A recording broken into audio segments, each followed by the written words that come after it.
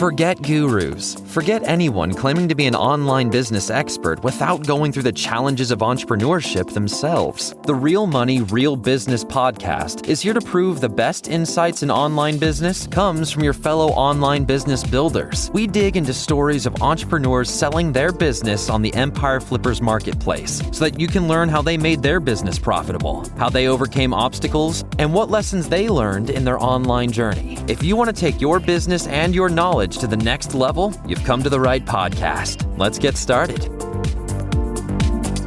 Hey everyone, welcome to another episode of the Real Money, Real Business podcast. We record these interviews so that potential buyers can learn more about the business and the seller to help them make an informed buying decision.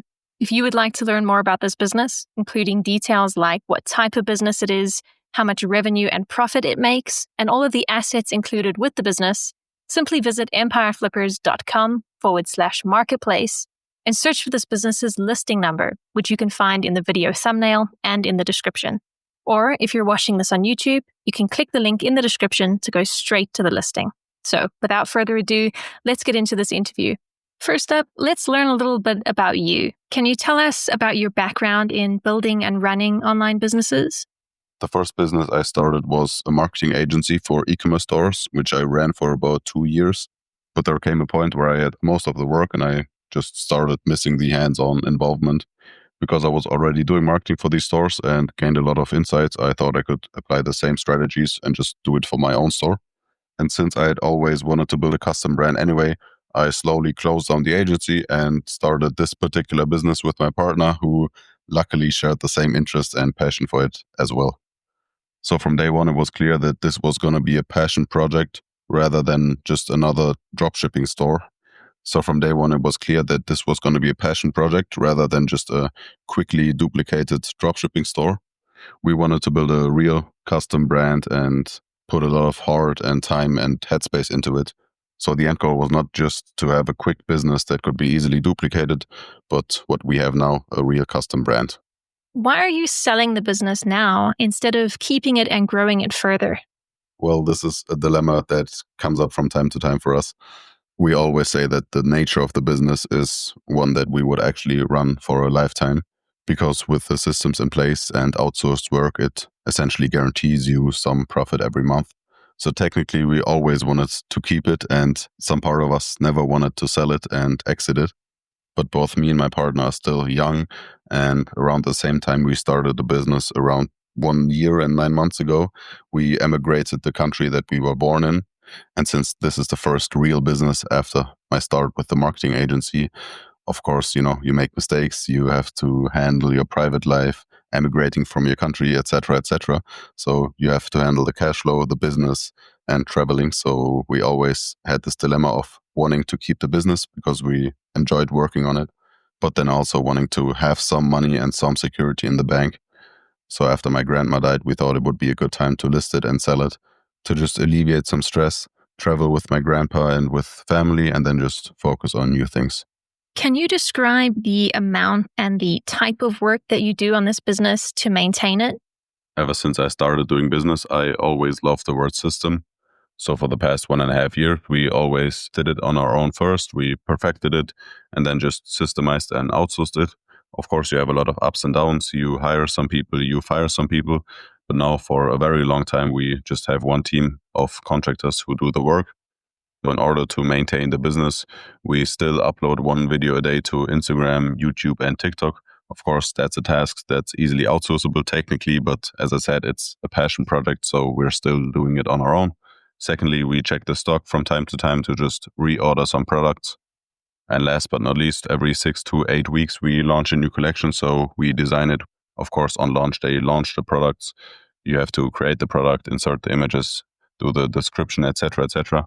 And then I send some emails for the new collection. But as I said, that takes 1 day and you do it every 6 to 8 weeks.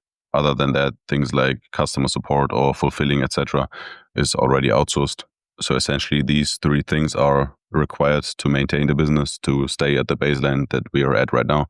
Of course, if you want to scale it, there's a lot of options out there. So if you were to keep this business, what are some of the ways you would try to grow it? Everything in the back end, like landing pages and fulfilling, etc., is already built. So as I mentioned, right now we're at a baseline where essentially one upload a day generates all revenue and profit. And with our kind of product with low cost of goods and extremely good selling points, the main objective is just to get as many people as possible to see it.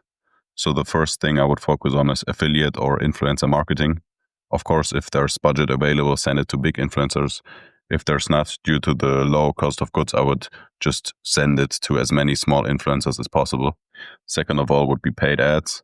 Since everything is done organically, you can easily retarget those people. We have a Facebook pixel with a lot of data and some creatives we didn't launch yet. But of course, if you know how to Facebook or Pinterest or Google Ads with an already well-established brand, that's way easier. Third way would be email marketing. Of course, the more email subscribers you have, the more traffic you make, the more important that gets. Right now, I'm just sending emails for every collection launch, so that's not really too much.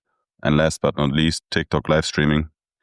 I would focus on getting a contractor to live stream and giving the viewers some buying incentives and then see if it's profitable. If it is, you can essentially scale it to running a 24/7 live stream. Right. And what would you say are the biggest risks with this business that buyers should be aware of? As of now, I think the biggest risk would be a ban of any of our social media accounts. Of course, the risk is really low. We've adhered to the rules for the past 1 year and 8 months.